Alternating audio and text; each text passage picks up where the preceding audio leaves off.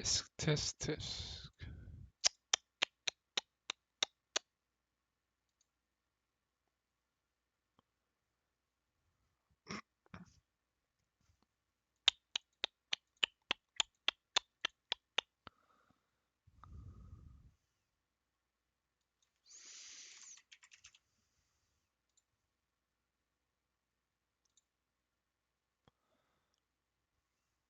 Absolute legend.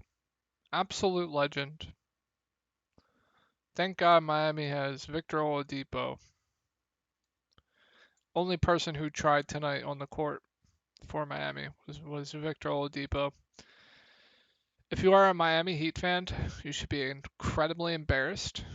You should be incredibly frustrated with what Eric Spoelstra did tonight. You should be incredibly annoyed with the referees. You should be incredibly annoyed with the just Miami as a whole. That was an absolute disgrace. Let's see if Popcorn Machine has the rotation up. They don't. Let's take a look at the minutes. Jimmy Butler 27, PJ Tucker 21, Kyle Lowry 21, Max Strus 15, what deservedly so. Victor Oladipo 30, Gabe Vincent 27, Caleb Martin 25, Duncan Robinson 23. Obviously, the game blew out, so these minutes are definitely um, skewed. But Miami just gave up. They gave up. Even if the game's a 20-point blowout going into the fourth, you have to play your guys. You just have to. PJ Tucker should not be playing 20 minutes. They gave up before the halftime was over. They gave up. By halftime, they gave up. They probably put everyone on the bench, said this game is over. We're not going to let our players get hurt. We're already injured enough, so we're just going to rest everyone. Bold strategy, Spoelstra. Very, very bold strategy, but Miami should be absolutely ashamed. Gonna make this public once again. Um, I'm getting sick, so I'm gonna make this video pretty quick. But if you're new from the YouTube side of things, I make posts on the subreddit DFSPORTS. I update everything with all the news that comes out today. You can see that Williams is in. Takes Slice completely out of play. There's more stuff. Um, Smart out. I think White and Pritchard both stand out as really good value plays. Harrow out. I think this makes Oladipo a pretty good value on both slates, and you can play him in both formats. Lowry should be secure for some decent minutes. So I make updates, post a core 4. I show you my lineups every night, so you'll know if I'm winning player, losing player. I've had pretty good results the past few years or so. So I feel like the content that I put out is definitely worth it, even though it is free. Let's take a look at my lineups from tonight. I got absolutely raped tonight. Just absolutely destroyed. So the 2-game slate that ended today, I had Oladipo instead of Peyton Pritchard, and then I was like, I think Miami is gonna go with the hot hand. So I'm not sure Oladipo's minutes are secure, so I went to Pritchard. If I kept Oladipo, I would have cashed. Um, Unfortunately, I did not keep Oladipo. So yeah, that was just a pretty bad beat there. The showdown slate, just Bam Adebayo is just absolute trash. But the core I had here for showdown slate was Jason Tatum, Jimmy Butler, Derek White, PJ Tucker. I mean, I could just never get this guy right. Play him here, bust. Play him here, bust. Play him here, bust. Play him here, bust. Fade here, fade here. Played him here, bust. Fade him here, breaks the slate. Um, I'm just never going to get this guy right. Never going to get him right. If you're new here from the YouTube side of things, I tilt. It's what I do. I curse. I'm not professional at all. I don't care about this YouTube shit. I'm just trying to talk basketball. That's all I'm trying to do. And then for the main slate, luckily I used crowns for this because, my God, just terrible. So the core I had for the 2 game slate tonight was Derek White, Peyton Pritchard, Luka Doncic, and Andrew Wiggins. So the core is absolutely smashing. It's just you probably had to just build a better lineup than I did. I fell for the PJ Tucker trap, even though he's been phenomenal. But Pritchard, Derek White were both must plays for me on this slate. Both were core options, both absolutely smashed. And then I have Wiggins and Luka Doncic core for tomorrow. Then I rounded out my lineup with Kyle Lowry, just such a sharp play, just destroyed. PJ Tucker was popular for good reason. Same with Bam Adebayo. So not sure how I'm doing in the 2 game slate. I could probably still cash with Pritchard and Derek White. Absolutely smashing. So yeah.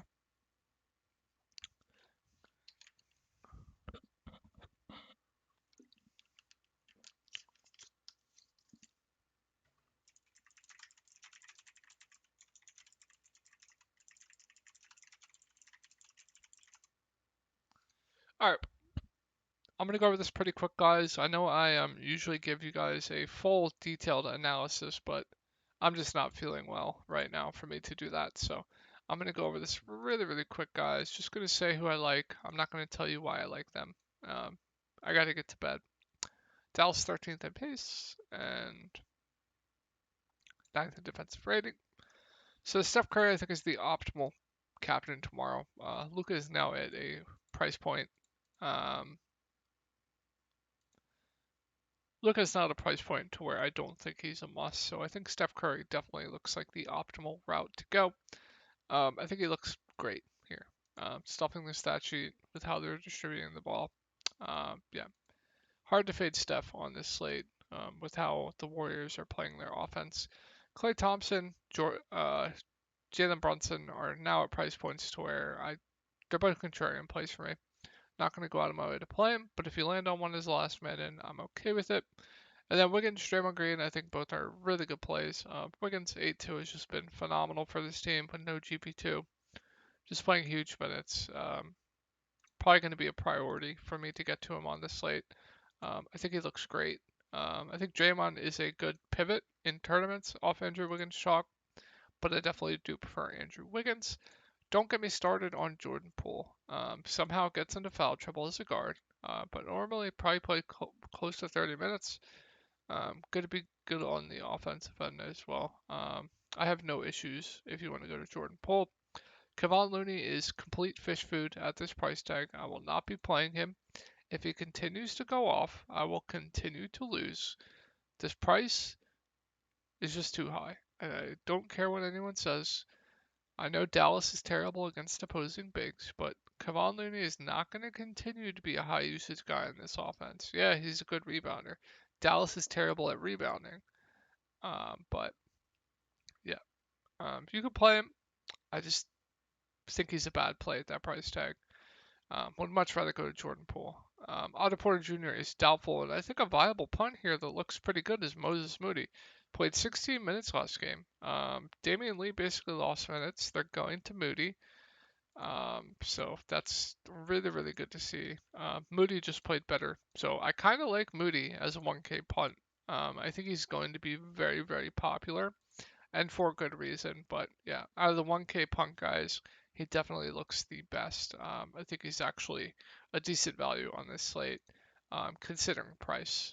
Anytime a 1K guy is going to play 15 minutes, you're probably going to want to play him in your lineup since he only needs like 5 fantasy points to pay off. So yeah, Luke up 4.4K got a price increase. I don't think you have to play him now at this price tag. I really, really don't. It's going to be hard to fit him in the captain. Now, I think there's a good chance he's still going to be optimal in utility, but definitely not a must play at captain anymore at this price tag.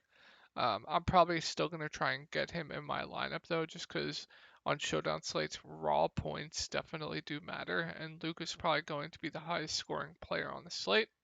So I'm probably still going to want to get Luka in my lineup, but I definitely don't think he's a must at the captain spot anymore. Similar to Klay Thompson, Jalen Brunson's price is just too high for me. Um, Nothing more to put it. I just don't think he has a ceiling at this price tag. So nothing more than a contrarian option to me. And then I kind of like Dinwiddie at 6.8K. So I mentioned in my last video, I feel like Kleber is going to lose minutes, and if Dallas wants any chance to win, they're going to have to play Dinwiddie more because they need offense. Dinwiddie is that guy to give them offense, so I think Dinwiddie plays around 30 minutes again, definitely making him a solid option at 6.8K. Not a must, but definitely solid. And then Dorian Finney-Smith, Reggie Bullock, I mean, these guys had terrible performances last game, but I'm not going to let that bother me, right? Both aren't going to leave the court. Both are under 7K. I think both make for very safe options in the mid-range. And then Max Kleber is only a tournament play for me. He got benched last game for a good reason. If I knew he'd play 30 plus minutes again, I'd probably have him in my lineup at 4.2K. 4.2K is just too cheap on a showdown slate. Even if he's only going to play 25 minutes, he just has shot the ball terribly. Like I said, I'm expecting them to go more guard lineups, like 3-4 guard lineups with Dinwiddie over Kleba. But if we're going to get 20-25 minutes of Maxi Kleba at 4.2K, and he's going to be low owned after burning everyone, I definitely don't hate it for tournaments. I'll probably be going right back there since he's probably going to be low owned, and usually he's a good point per minute guy, rebounding, hitting shots, but he didn't want to shoot. He was 0 for 5, and he just looked scared out there. He looked completely scared. Now, I don't know if that happens in this game. I really, really don't. But like I said, I expect Dallas to go more with Dinwiddie over Kleba.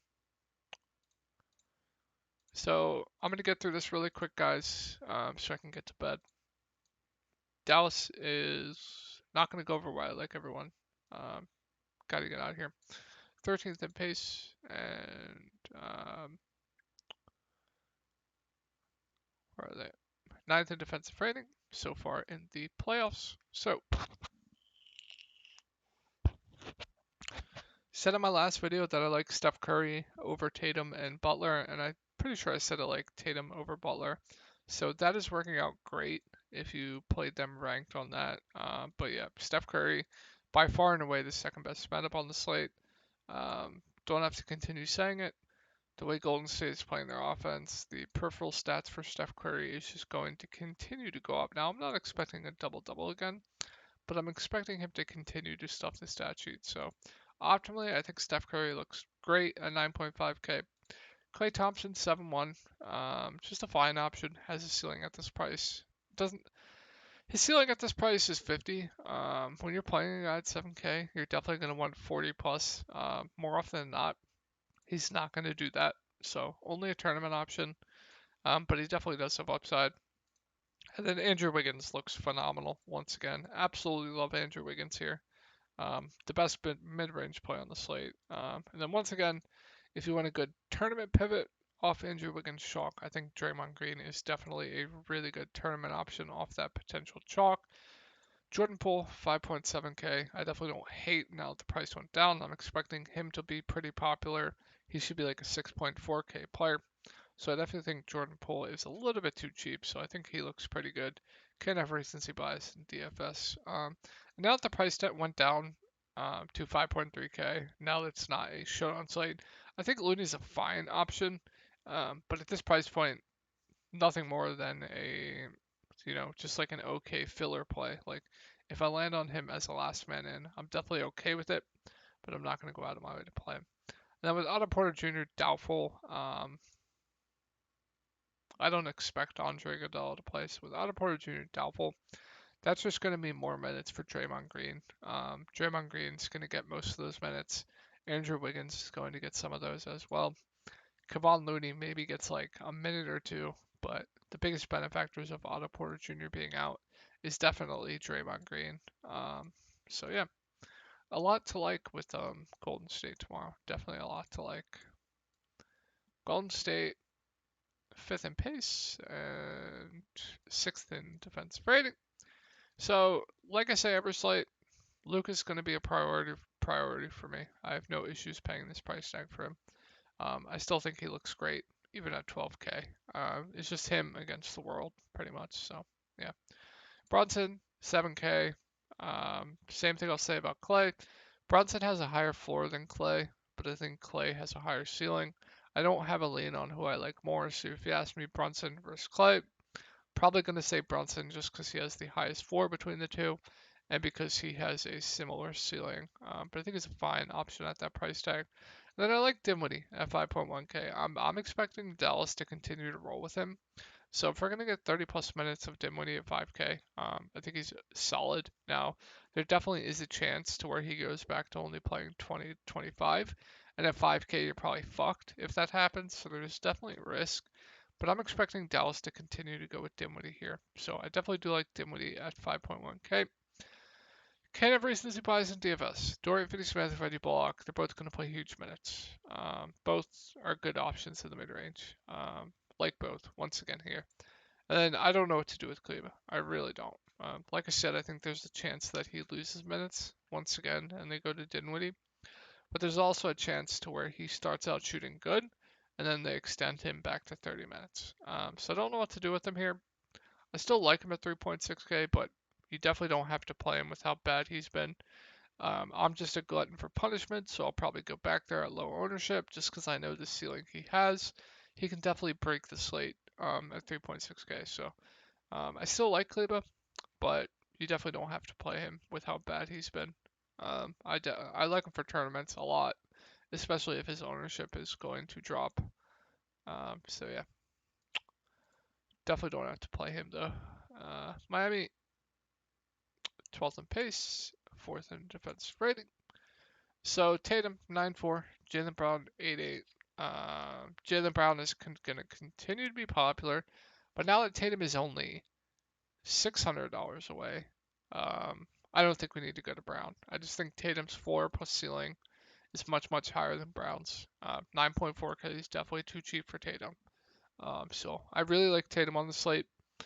I think Brown's a fine option, but I definitely do prefer Tatum. Marcus Smart, I'm expecting to be back. If he's back at 6.9K, he's a fine option, but I'm not going to go out of my way to play him. Doesn't really have a ceiling at that price tag. Al Horford 6.8, nothing more than a contrarian option to me. With Robert Williams back and the price going up to almost 7K. Robert Williams himself was absolutely smashing, and then they benched him because they didn't want to risk him getting hurt. If the game stays close, I'm expecting 25 to 30 minutes, and at 5.4K, I definitely think is a solid option. You know, good rebounder, good block shotter. Probably going to get you 2+ blocks, maybe a steal. Double upside as well. So I definitely do prefer Robert Williams to Bam Adebayo point per dollar. So I think Robert Williams is going to be an extremely popular play at center on this 2-game slate, and for a good reason with how Bam Adebayo's been. So I think Robert Williams definitely looks good. Peyton Pritchard, Derek White, at their respective prices. If Marcus Smart is in, probably out of play for me. If Smart's out, then yeah, you just go right back to both. Would absolutely love both, but I'm expecting Smart to definitely play. So those two will probably be out of play for me. I think Derek White would still be playable with how good he played today. My guess for minutes for him, anywhere from 15 to 20. But if you're only getting a guy playing 20 minutes at 4.5K, more often than not, he's not going to pay off that price tag. So yeah, really depends on the Smart news for me. Boston, this Miami team is just terrible. Boston, where is Boston? 7th in pace and 2nd defensive rating. So Butler's just unplayable. Unplayable. Something's really going on with him. Price went up. I have no interest. No interest in Jimmy Butler. I have no interest in Bam Adebayo at almost 8K now. With Robert Williams back, Boston's defense is just too good with how they defend the paint. So Bam Adebayo, we're all going to fade. He's probably going to drop 60 again, but can't touch him. With Robert Williams back, their defense is just way too good. Bam Adebayo looks like an absolute whale out there. So I have no interest in Bam Adebayo. Kyle Lowry now almost 5.8K. Feels a little bit overpriced to me, so probably not going to get there. Struss, same thing. So here's the tricky part. Harrow's probably going to be back, right? But Oladipo has clearly outplayed Harrow in the series. So if Spurs are smart, they're going to play Oladipo over Harrow, kind of like what Dallas should do with Dinwiddie over Kleba. So I don't know what to make of here with Oladipo's minutes. Like, I wouldn't be surprised if he plays 30 minutes. I wouldn't be surprised if he only plays 15. My guess, it's probably going to be in that 20 to 25 minute range. So at 4.9K, I definitely think he's playable. And then if Tyler Harrow's out, you obviously just lock and load Oladipo, but I'm expecting Harrow to be back. But kind of want to take a wait and see approach here and kind of look on Twitter about what beat writers are saying, what will happen to the rotation. But if Harrow's in, I definitely still think Oladipo is playable. I think they'll definitely look to him, and they definitely need to play him over Harrow with how awful Harrow has been. PJ Tucker, I'm probably going to fade, which means he's going to break the slate. I'll let you guys know what I do. So if I fade Tucker, you play him. If I play him, you fade him. But in all seriousness, assuming the game stays close, he's going to play close to 35 minutes, stuff the stat sheet. So still think Tucker's a safe value. And then Caleb Martin got extra run tonight. Did they update this yet? Thank you. So Caleb Martin got run tonight, mostly in the second half and the fourth quarter. I definitely think he's viable on the next showdown slate, but I probably wouldn't play him on the main slate. Um,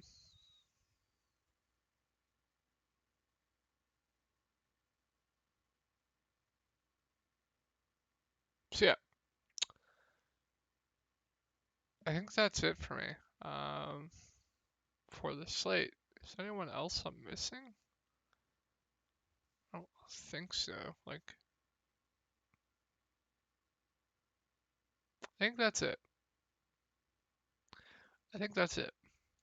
But I definitely expect rotations to change for Miami, and I definitely expect rotations to change for Dallas. So definitely don't expect things to stay the same, right? So it's going to be tricky trying to gauge what they're going to do. But always go small in the playoffs. Until the finals come around, just go small. Don't play your normal amounts. Go really, really light.